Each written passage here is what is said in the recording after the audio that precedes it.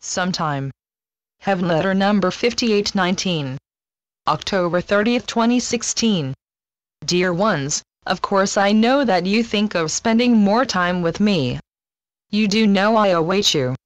You are sorry for the long breaks you may take away from your attention on me.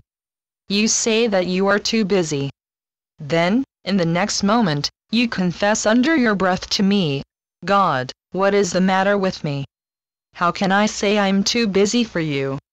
Yet I do. Ah, hello, this is life in the world. Life in the world pulls at you and teaches you busyness and hurry. And you step right up, ready to accept tearing your life in two. The world is an instigator. The world at large is very good at promoting itself. The world sure knows how to market itself to you as of supreme importance.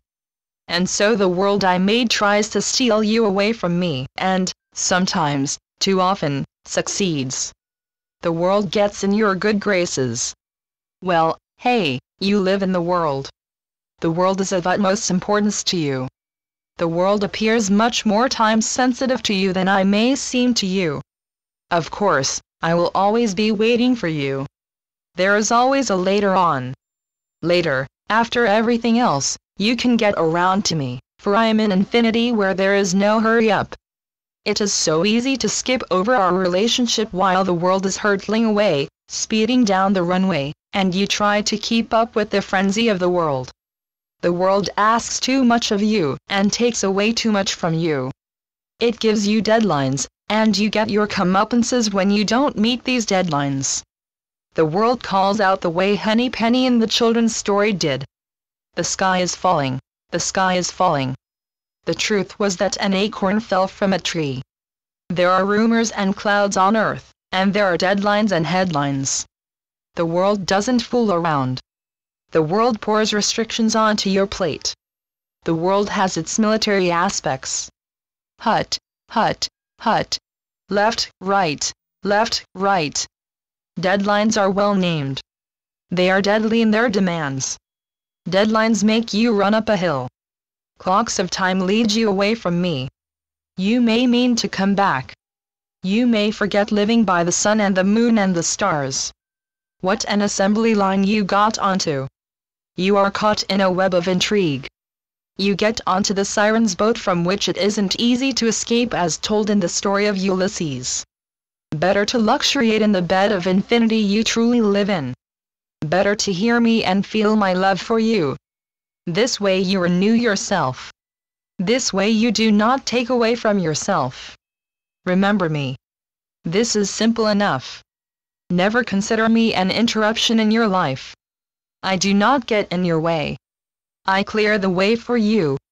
I pull your shoulders back. Your posture is straight.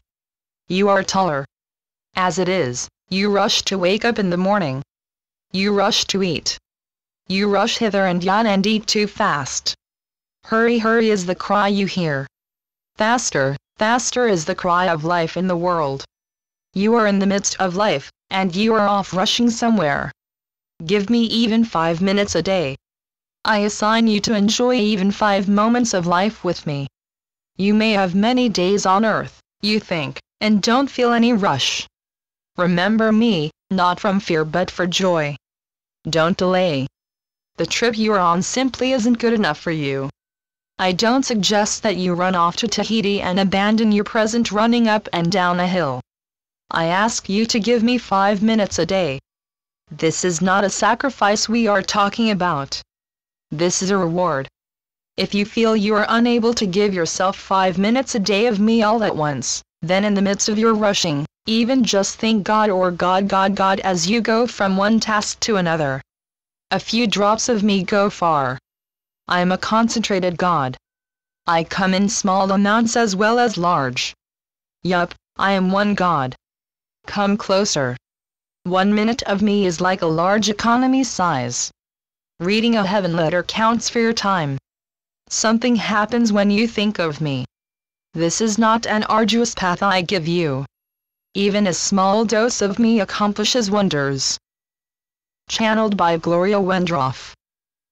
Note: Henny Penny, more commonly known in the United States as Chicken Little and sometimes as Chicken Licken, is a folk tale with a moral in the form of a cumulative tale about a chicken who believes the world is coming to an end.